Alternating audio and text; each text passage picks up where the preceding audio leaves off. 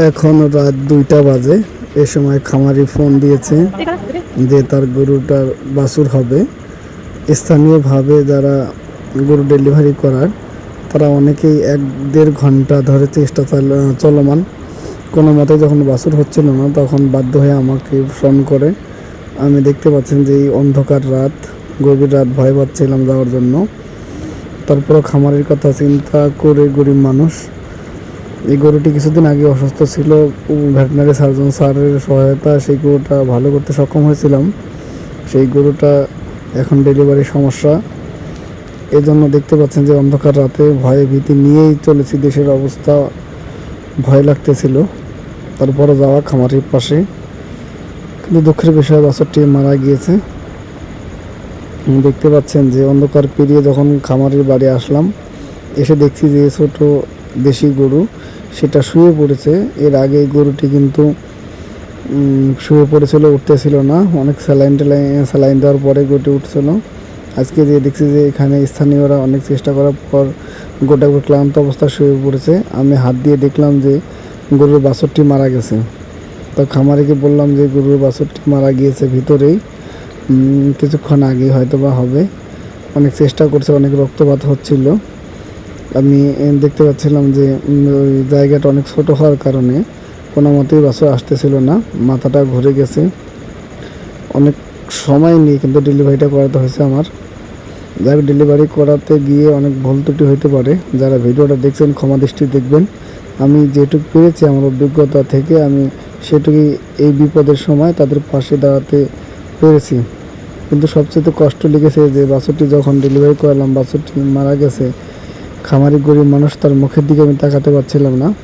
আমারও খুব কষ্ট হচ্ছিল যে বাছুরটি ডেলিভারি করানোর পর বাছুরটি দেখলাম যে মারা গিয়েছে। যদি আল্লাহ পাক আর 1-1.5 ঘন্টা আগে যেতে পারতাম হয়তো বা বাছুরটি জীবিত উদ্ধার করতে পারতাম, কিন্তু সেটা আল্লাহ পাকই ভালো জানেন। রাত 2টা বাজে। দেখতে পাচ্ছেন যে গরুটা শুয়ে আছে। আমি অনেক চেষ্টা করছি সেই গরুটা ডেলিভারি করানোর জন্য। খামারিরা আছে, বাছুর ভিতরে মারা যাওয়ার কারণে বাছুর যেই শক্তিটা দিয়ে থাকেন বাইরে বেরো আসার জন্য, সেই শক্তিটা কিন্তু দিচ্ছিল না। এবং এই গাভীটির মানে জায়গা এত ছোট গাভী, কোনো মতেই মাথা আসলে ঠ্যাং আসছে না, ঠ্যাং আসলে মাথা আসছে না, এরকম অবস্থা ছিল। যাই হোক, আমি বাধ্য হয়ে, ওরা আগে ঠ্যাংগুলো বের করে নিয়ে আসছিলো, সেগুলো ভিতরে প্রবেশ করে দিয়ে দড়ি দিয়ে ঠ্যাংগুলো বেঁধে ভিতরে দিলাম। দেওয়ার পরে হাতে শ্যাম্পু নিয়ে মাথাটা আনার চেষ্টা করতেছিলাম। যাই হোক, অনেক কষ্টের পর মাথাটা আনতে সক্ষম হয়েছি। তারপরে যারা ছিল তাদেরকে বললাম যে আপনারা ধরেন। যাক, আলহামদুলিল্লাহ, অনেক কষ্টের পর সেই বাছুরটি ডেলিভারি করতে সক্ষম হয়েছি। মৃত বাছুর হয়েছে, কিন্তু দেখতে পাচ্ছেন যে বাছুরটি অনেক সুন্দর হয়েছে, শাহিওয়াল বাছুর। কিন্তু বাছুরটি মৃত হওয়ার কারণে আমার যেন মনটা খারাপ, খামারিদেরও মনটা খারাপ। দেখতে পারলেন যে বাছুরটি এইমাত্র প্রসব করলো, কিন্তু আমি বললাম যে বাছুরটি মারা গিয়েছে, কিন্তু তারা বিশ্বাস করতে চাচ্ছিল না। তারা বলছে যে নড়াচড়া করছে, তাই তারা হালকা ঝাঁকুনি বা প্রাথমিক যেই বাঁচানোর চেষ্টা সেটা তারা করছিল।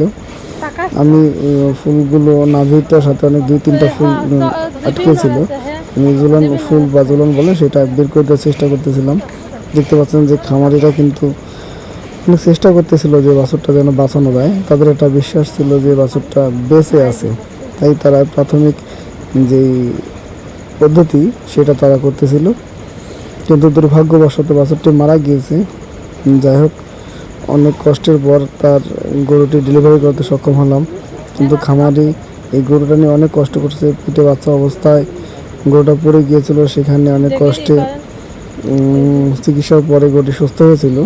কিন্তু এখন আবার সেই কষ্ট রয়ে গেল যে তার যে মূল সম্পদ বাছুরটি, অনেক কষ্টের পরে সেই বাছুরটি কিন্তু মারা গিয়েছে।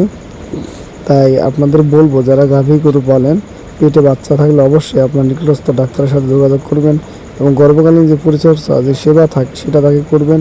ভিটামিন, মিনারেল বা দানাদার জাতীয় খাবার, যেগুলো সুষম খাবারগুলো দিয়ে রাখলে গাভী কিন্তু দুর্বল হয়ে পড়ে না, সুস্থ থাকে এবং সুস্থ সবল বাছুরও পেতে পারে। তাই আপনার সারা বাংলাদেশের নিকটস্থ এআই টেকনিশিয়ান অথবা উপজেলা ভেটেরিনারি সার্জন, উপজেলা প্রাণী সম্পদ কর্মকর্তার সাথে যোগাযোগ রাখতে পারেন। সুস্থ থাকবেন, ভালো থাকবেন। এই ভিডিওতে ভুল ত্রুটি হলে ক্ষমা করে দৃষ্টি দেখবেন। সবাইকে ধন্যবাদ জানিয়ে আজকে আমাদের এখানে শেষ করছি। আল্লাহ হাফিজ।